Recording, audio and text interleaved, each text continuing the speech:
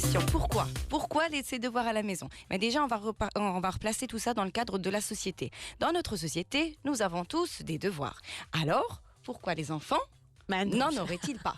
Premier point. Donc ça, c'est non, mais de manière inconsciente, c'est ce qui se passe. Regardez, par exemple, en France, on a une loi qui Mais vous savez pourquoi, Sonia? Pourquoi ils n'en auraient pas? Parce que si nos enfants en ont, nous en avons aussi en l'occurrence. Oui, et donc tout à fait, c'est la ça se manière qu'on a répercute sur trouvé. Exactement. Donc on se dit, on peut tronquer. Eh ben, on va tronquer les devoirs des enfants, Oui. s'il y a des tâches à tronquer. C'est vrai. Donc, en fait, en France, c'est interdit depuis 1956. Au Maroc, il n'y a pas d'interdiction formelle, il n'y a pas de loi.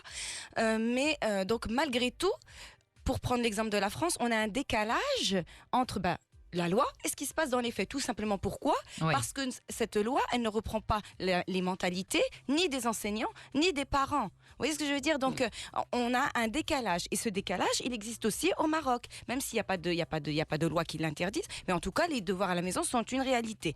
Pourquoi du côté enseignant donne-t-on des devoirs? Ce n'est pas pour s'acharner sur ces pauvres enfants. Ce n'est pas pour leur mettre un fardeau sur le dos. Bien entendu, les enseignants ne sont pas dans cette dynamique-là. Ils donnent en fait des devoirs à la maison parce qu'ils ont des programmes qui sont diversifiés, denses, une multitude d'enseignements et quelque part, les devoirs à la maison sont une extension de la classe. Des fois, on entend les enseignants dire on n'a pas fini, vous finissez à la maison. Oui.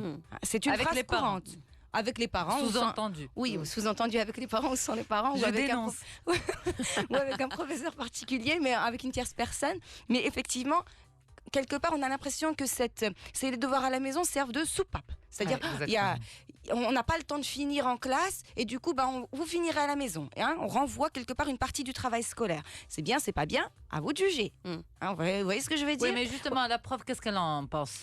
À vous de juger, vous en pensez quoi? Sérieusement. Moi, je pense que les devoirs à la maison, ils sont utiles à partir du moment où ils sont équilibrés, c'est-à-dire qu'en quantité, ils sont maîtrisés. Ça dépend.